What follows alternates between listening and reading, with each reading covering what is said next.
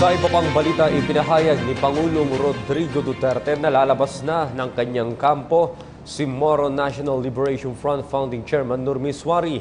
Ayon sa Pangulo, nagkausap na sila ni Miswari at mag-i-issue anya siya ng Safe Conduct Pass sa MNLF Chief sa sandaling lumantad na ito sa publiko. Sabi pa ng Pangulo, didiretso si Miswari sa Davao City kung saan nila gagawin ang pag-uusap. Kasunod dito muling binigyan diin ng Pangulo na hindi siya kailanman magiging bukas sa posibleng negosasyon sa Abu Sayyaf Group.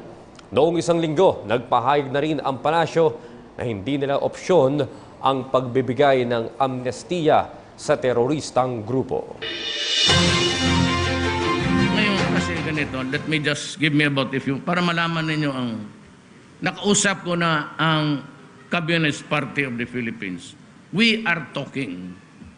Nakausap ko na ang MI. We are talking.